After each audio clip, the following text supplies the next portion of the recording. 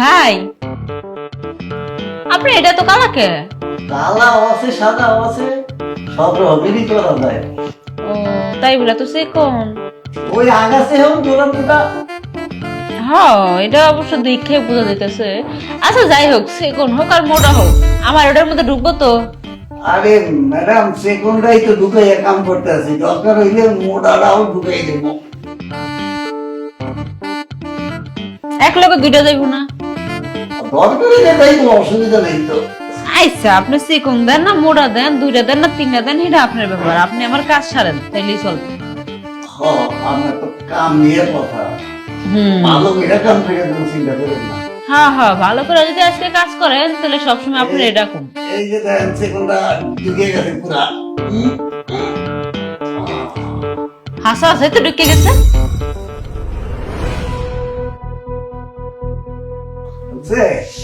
হ্যাঁ হ্যাঁ ঢুকছে ঢুকছে। এটা পিন্টু ভাইয়ের গলা না? ও তার মানে পিন্টু ভাই শেষমেশ আবির ভাইয়ের বউর সাথে এই সমস্ত করছে। না ব্যাপারটা তো আবির ভাইকে জানাতে হয়।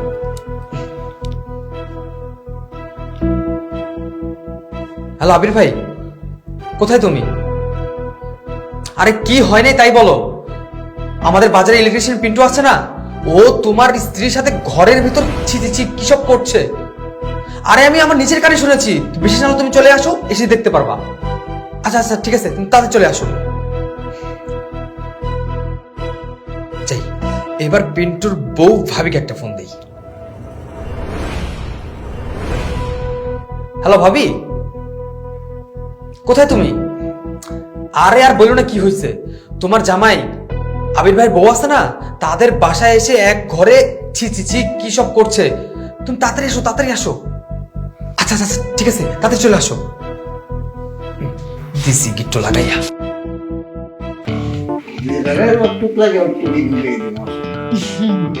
এই জন্যই তো আপনি ডাকছি। আপনি দেখছেন আপনার সামনে আমার বউ কি করতেছে? আরে দূর মিয়া, আমার সামনে আপনার বউ লাগে না, আপনার বউ আমার সামনে লাগে কাম করতেছে। আরে রাহো তো, তুমি এই জায়গায় আইছো কামের কাছে? আমি এই জায়গায় আইছি কে? তুমি যে এই বাবির লগে ইটিস পিটিস করতেছো, হেরা পাঁচতলার একবার ফোন দিয়ে আঙ্গুরে কইছে, এর লেগাই আমরা আইছি।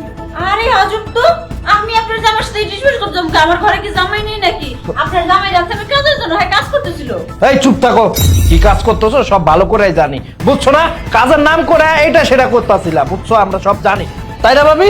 হ্যাঁ আচ্ছা ভাই আপনি একটু বুঝলে কোন তো, আমরা তো কিছুই করতে আসছিলাম না তো। আপনাকে কোন লোক কি কথা কইছে একটু বুঝেই কোন দিই। কোন লোক কি কথা কইছে? মুখে কইতেও তো লজ্জা লাগতাছে।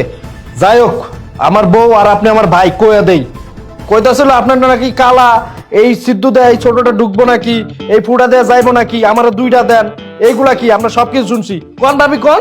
ভাই থামেন দয়া করে, আমি বুঝতে পারছি কি ঘটনাটা হইছে। ভাই আমি হইলে উপরে কাম করতে আসছিলাম, আর ভাবি ওই নিচে বসে আছিল।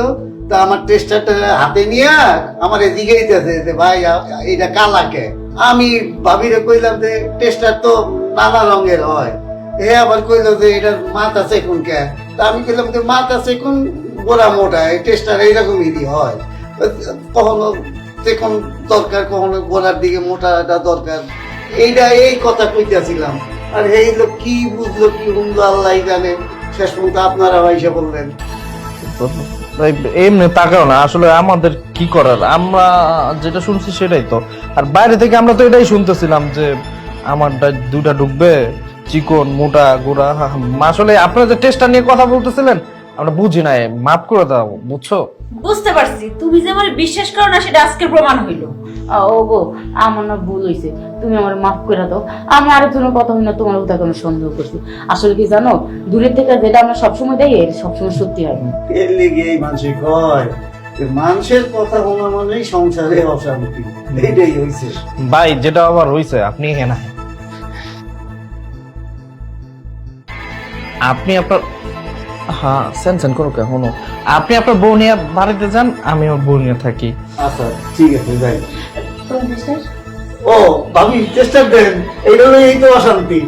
এই আত্মা গেলাম।